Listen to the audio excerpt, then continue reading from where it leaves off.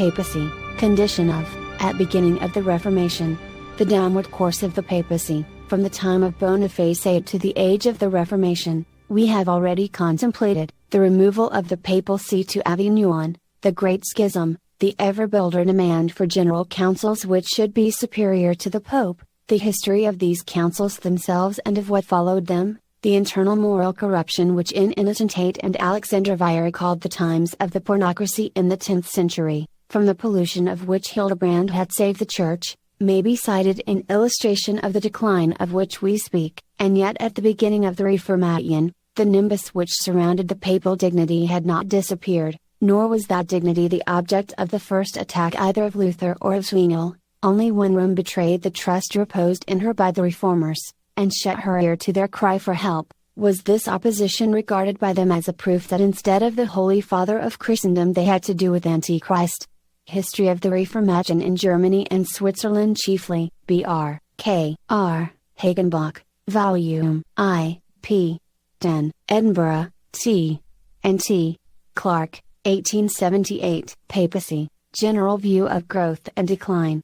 This hierarchical centralization, which is so conspicuous in the Middle Ages, was a new thing in the 7th century, and in fact a result growing out of the Church's altered relations. Such claims as were put forth by the popes in the 11th and 13th centuries, would have been impossible in the first 4 centuries of Christendom. They were the claims of a city no longer mistress of the world, to be mistress of the world, the claims of a spiritual person to occupy the place once held by a political sovereign, the claims of one who felt the strength of his position, who, having been left to himself, had learned what it was to be free, and who, having learned what it was to be free, coveted to rule over others. They were the claims of a civilized ecclesiastic feeling his moral ascendancy over nations rude and uncultivated, and adroitly using his moral ascendancy for political purposes. Moreover, these claims were first advanced in the cause of civilization and Christianity. The error was that they were persevered in by those who had tasted the sweets of power,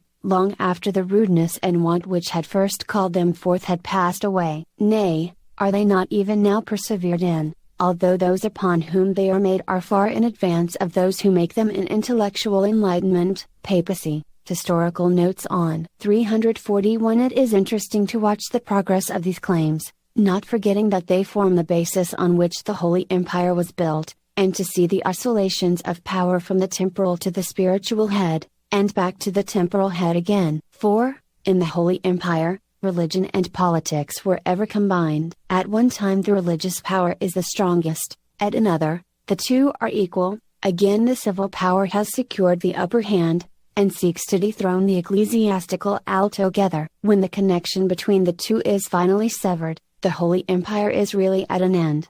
3 definite stages may therefore be distinguished in the history of the See of Rome in the Middle Ages: an age of growth, an age of greatness, and an age of decline. In the first of these stages, the age of growth, the Latin system may be watched rapidly spreading over Europe with hardly a single obstacle. Civilization is confounded with Christianity, and Christianity with the papacy. The spiritual power is continually rising in importance, and founds the empire. In the next of these stages, the age of greatness, the Pope has become a spiritual autocrat, ruling the Church absolutely, and through the Church ruling the empire. That rule brings him into collision with the emperor. A struggle goes on ostensibly between popes and emperors, really between the old world and the new world, between the old despotic Latin spirit and the new freedom-loving Teutonic spirit. And such is the power of the papacy, that the emperors succumb in the struggle. In the moment of the greatest triumphs of the papacy, however, the handwriting is seen on the wall. With the 14th century, marked nationalities begin to show themselves in language, literature, and distinct kingdoms. Europe has reached man's estate and will no longer be held in thraldom. Soon the system of the papacy, as a living power, is seen to crumble away, declining far more rapidly than it had grown, and dragging down with it into ruin at once the popes and the emperors. During the papal residence at Avignon, the political supremacy of the popes was lost. By the Great Schism of the West, their ecclesiastical supremacy was undermined, and when vice had deprived them of what moral weight they still possessed, Western Christendom broke off its fetters, and the result was the Reformation. The See of Rome in the Middle Ages. Reverend Oswald J. Reichel, B.C. L.M. A. pp. 46, London, Longmans, Green & Co., 1870. Papacy, Historical Notes. Sox. Papal Absolutism. The idea of papal absolutism and infallibility, like that of the sinlessness of Mary, can be traced to apocryphal origin. It is found first, in the 2nd century, in the Pseudo-Clementine homilies, which contain a singular system of speculative Ebionism, and represent James of Jerusalem, the brother of the Lord, as the Bishop of Bishops, the center of Christendom, and the general vicar of Christ. He is the last arbiter, from whom there is no appeal. To him even Peter must give an account of his labors, and to him the sermons of Peter were sent for safekeeping. In the Catholic Church the same idea, but transferred to the Bishop of Rome, is first clearly expressed in the Pseudo-Isidorian Decretals, that huge forgery of papal letters, which appeared in the middle of the 9th century, and had for its object the completion of the independence of the episcopal hierarchy from the state, and the absolute power of the popes, as the legislators and judges of all Christendom. Here the most extravagant claims are put into the mouths of the early popes,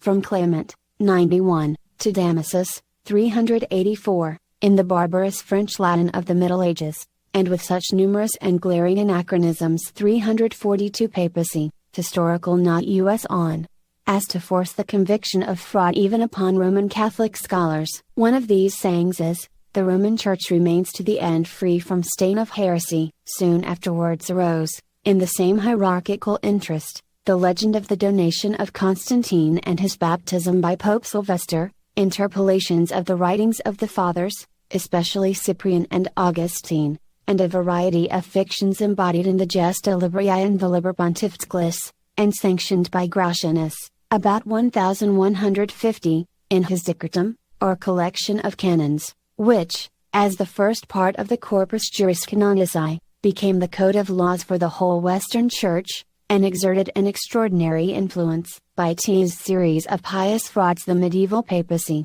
which was the growth of ages, was represented to the faith of the Church as a primitive institution of Christ, clothed with absolute and perpetual authority. The popes since Nicholas I, 858-867, who exceeded all his predecessors in the boldness of his designs, freely used what the spirit of a hierarchical, superstitious, and uncritical age furnished them. They quoted the fictitious letters of their predecessors as genuine, the Sardican Canon on Appeals as a canon of Nixie, and the interpolated 6th Canon of Nicaea. The Roman Church always had the primacy, of which there is not a syllable in the original, and nobody doubted them. Papal absolutism was in full vigor from Gregory VII to Boniface VIII. Scholastic divines, even Thomas Aquinas, deceived by these literary forgeries, began to defend papal absolutism over the whole Church, and the Councils of Lyons, 1274, and of Florence, 1439, sanctioned it, although the Greeks soon afterwards rejected the false union based upon such assumption. But absolute power, especially of a spiritual kind, is invariably intoxicating and demoralizing to any mortal man who possesses it. God Almighty alone can bear it, and even He allows freedom to His rational creatures. The reminiscence of the monstrous period when the papacy was a football in the hands of bold and dissolute women, 904-962, or when mere boys, like Benedict IX, 1033, polluted the papal crown with the filth of unnatural vices, could not be quite forgotten. The scandal of the papal schism, 1378 to 1409, when 2 and even 3 rival popes excommunicated and cursed each other, and laid all Western Christendom under the ban, excited the mortal indignation by all good men in Christendom, and called forth, in the beginning of the 15th century,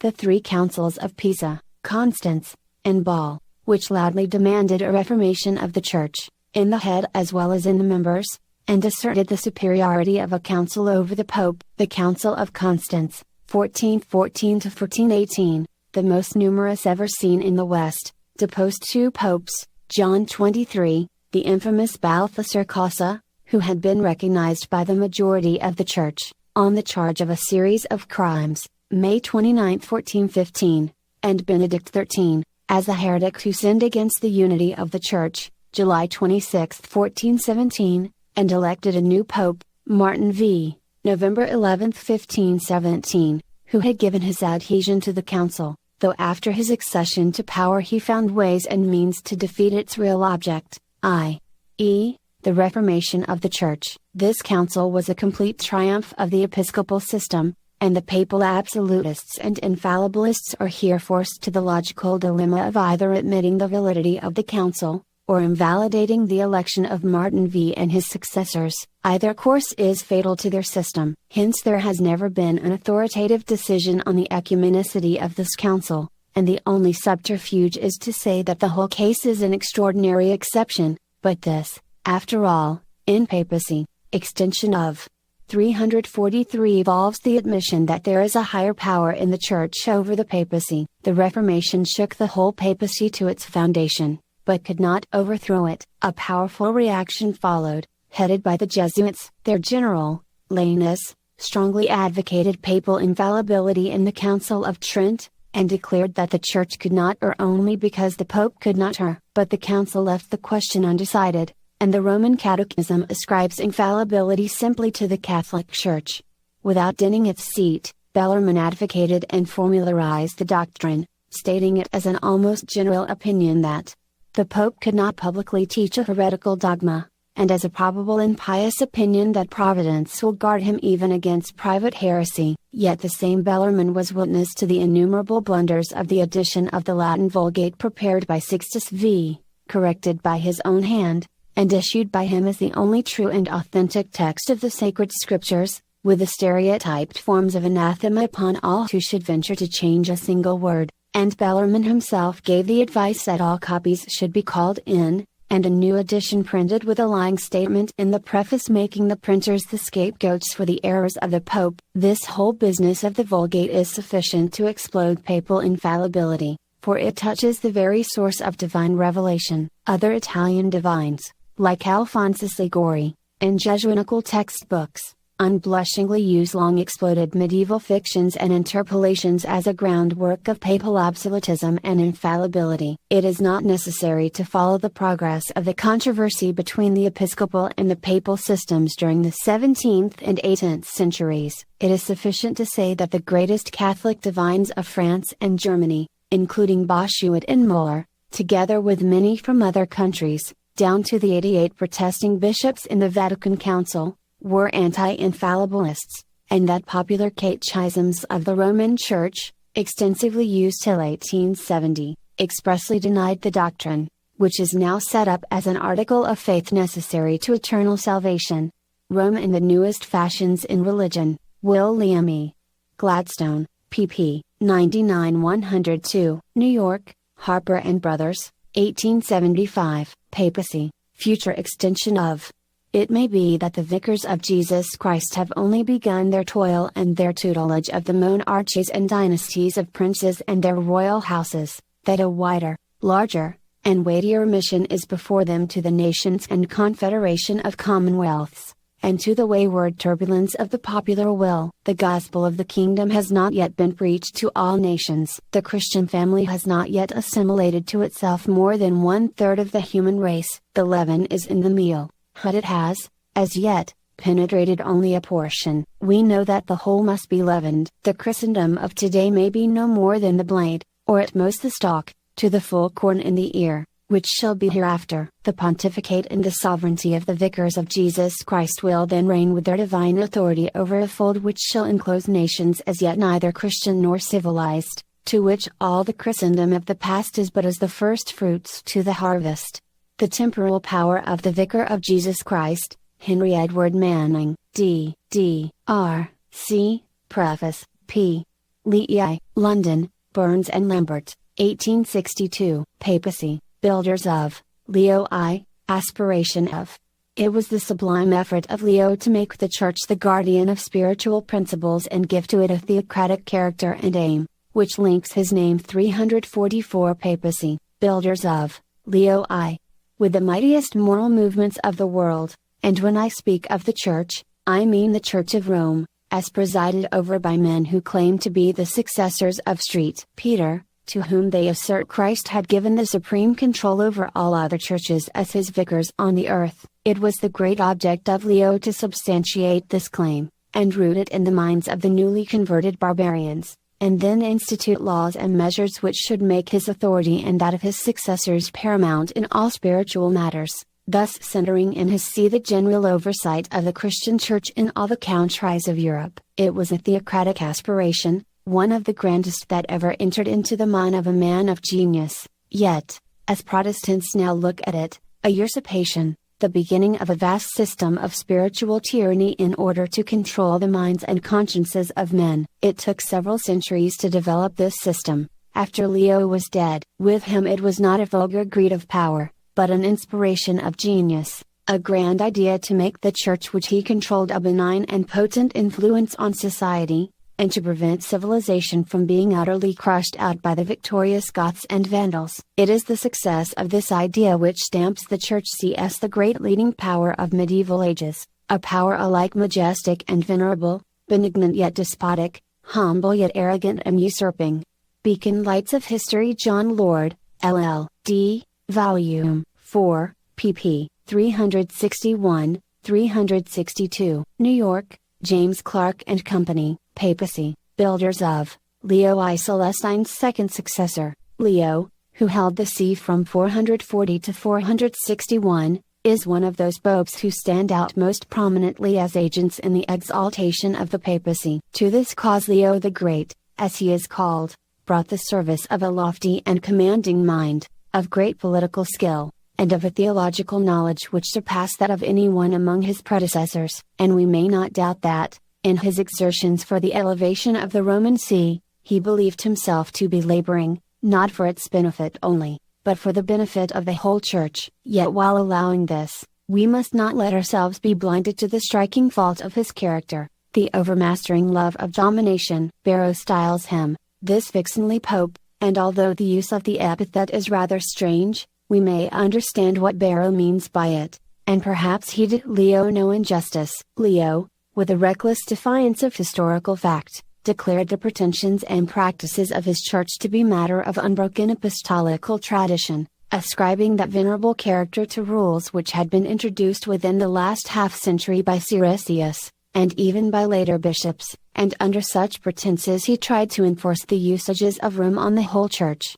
Plain Lectures on the Growth of the Papal Power, James Craigie Robertson, M.A., pp. 94. 95, London, Society for Promoting Christian Knowledge. During Leo's pontificate arose the controversy occasioned by the opinions of Eutyches. Like most other controversies of those ages, it began in the East, and in 449 a council, which was intended to be general, met at Ephesus for the decision of the questions which had been raised. It disgraced itself by the furious violence of its proceedings.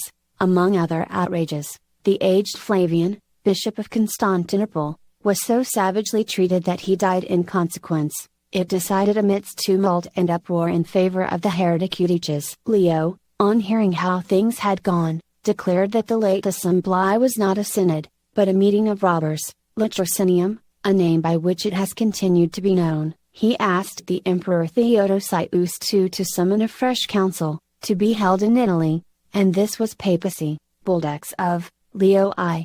345. One of the occasions on which he cited the Circan canon on appeals as if it had been the work of the Council of Nicaea, decreed, as he says, by the priests of the whole world. The application was in vain, but when Theodosius had been succeeded, a few months later, by his sister Pulcheria, who bestowed her hand and the Eastern Empire on Marcian, a new general council was resolved on. Marcian, as Emperor of the East, was resolved that the council should be held within his own dominions, and it met in 451 at Chalcedon, on the shore of the Bosporus, opposite to Constantinople. The legates whom Leo commissioned to act for him were charged to assume the presidency of the council, and to suffer nothing to be done except in their presence, but although much was allowed them, they were not able to exercise that entire supremacy which their master intended. And there was much in the proceedings of the council which was deeply distasteful to him. That which was most offensive to Leo was a canon, the 28th, relating to the See of Constantinople. We have already seen that the Second General Council, in 381, assigned to the bishops of Constantinople a position next to the Bishop of Rome, and that the Roman bishops were dissatisfied with this. But differences had also arisen in the East as to the privileges of Constantinople, for, whereas the canon of 381 had bestowed on it nothing but precedence,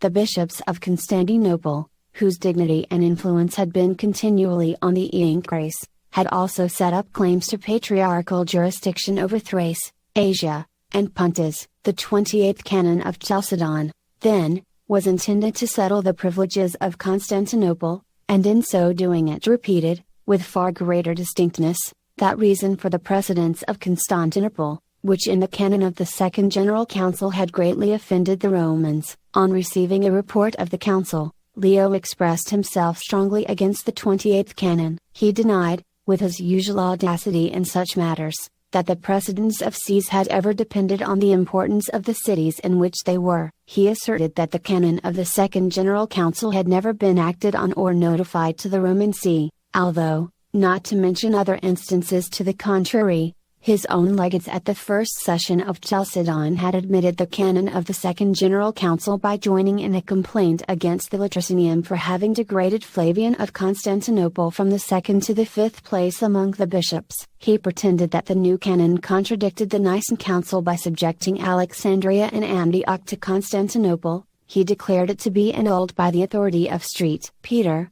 and loudly complained of the ambition of Anatolius in seeking the exaltation of his see. But, notwithstanding all this vehemence, the canon, from the time of its enactment, was steadily enforced by the Eastern Court. Before leaving Leo, however, let me mention that he introduced a novelty of considerable importance, by establishing a bishop at Constantinople as his representative, instead of the clergy of lower rank whom his predecessors had employed in that capacity. This bishop was evidently meant, not so much to watch over the interests of Rome in the East, as to overlook and coerce the Patriarch of Constantinople, and the manner in which Leo interfered even in the internal concerns of that church would probably have led to an open breach with the Patriarch Anatolius, but for the death of Anatolius in 458. Plain Lectures on the Growth of the Papal Power, James Craigie Robertson, M.A., pp. 100-109, London, Society for Promoting Christian Knowledge. Papacy, Builders of, Leo I. There was wanted a man who could make the See of St. Peter take the place of the tottering imperial power. There was wanted a man capable above all things of disciplining and consolidating Western Christendom, so that it might present a firm front to the heretical barbarians, and remain in unshaken consistency through all that stormy period which links the ancient with the modern world. The Church must be strong, while all else of that old empire was weak. The Church, preserving her identity, must give the framework for the society which was to be. In order then that she might fulfill her function, large sacrifices must be made to the surpassing necessity for unity, solidity, and strength. And Leo was the man for the post, lofty and severe in life and aims, rigid and stern in insisting on the rules of ecclesiastical discipline, gifted with an indomitable energy, courage, and perseverance, and the capacity for keeping his eye on many widely distant spheres of activity at once, inspired with an unhesitating acceptance and an admirable grasp of the dogmatic faith of the Church, which he was prepared to press everywhere at all costs. Finally, possessed with, and unceasingly acting upon, an overmastering sense of the indefeasible authority of the Church of Rome as the divinely ordained center of all church work and life, Leo stands out as the Christian representative of the imperial dignity and severity of old Rome, and is the true founder of the medieval papacy in all its magnificence of conception and uncompromising strength. A Dictionary of Christian Biography, edited by William Smith and Henry Wace, Volume Ill, Art, Leo I, p. 654, London, John Murray, 1882. Leo was, without all doubt, a man of extraordinary parts, far superior to all who had governed that church before him, and scarce equalled by any who governed it after him. He is extolled by the ancients chiefly for his unwearied zeal in defending the Catholic faith, and unshaken steadiness in combating the opposite errors, that either sprung up or were revived in his time, and truly their encomiums on that score are not ill bestowed, though on some occasions he had better have tempered his zeal, and acted with more moderation. But then his ambition knew no bounds, and to gratify it, he stuck at nothing, made no distinction between right and wrong, between truth and falsehood, as if he had adopted the famous maxim of Julius Caesar, or thought the most criminal actions ceased to be criminal, and became meritorious, when any ways subservient to the increase of his power or the exaltation of his see. So much was he attached to that object, that after he had procured, with infinite labor and pains, the assembling of an ecumenical council, as the only means of ascertaining the Catholic faith, and saving the Church, at that time in the utmost danger from the prevailing party of Eutyches and Dioscorus in the East, he was ready, notwithstanding his extraordinary zeal, to undo all he had been doing, and to render that very council ineffectual, had not his legates been allowed to preside, an undeniable proof that he had more at heart the advancement of his see, that is, of his own power and authority, than either the purity of the faith or the welfare of the Church. I shall therefore only observe here, that he has, and ever will have, the demerit of establishing an everlasting warfare between the East and the West, between Constantinople and Rome, the bishops of Constantinople, and their brethren in the East, thinking themselves bound to stand to a decree which had been so unanimously enacted by their predecessors, in an ecumenical council, and none of the later bishops of Rome, how peaceably soever inclined, daring to receive as valid a determination which one of the greatest of their predecessors had, with so much warmth, maintained to be null. Papacy, builders of, Gregory I. 347. Of this dispute we shall see the dreadful effects in the sequel of the present history, and they ought all to be charged to Leo's account, for his authority drew in all the Western bishops to take the same part, and extended its influence over their successors, as well as his own. But as his ambition, in the pursuit of its own ends and designs, tended also to raise and promote the greatness of his see, that very crime became the cause of his sanctification, being more meritorious to Rome than all his virtues. Indeed, he was a principal founder of her exorbitant power. He brought with him to the pontificate, not only greater abilities, but more experience and practice in state affairs, than any of his predecessors, and used these advantages, through a long course of years, to advance the dignity and prerogatives of his see, with great skill and address, as well as intrepid assurance and courage. The History of the Popes. Archibald Bower, Volume I. pp. 247, 248, Philadelphia, Griffith and Simon, 1847.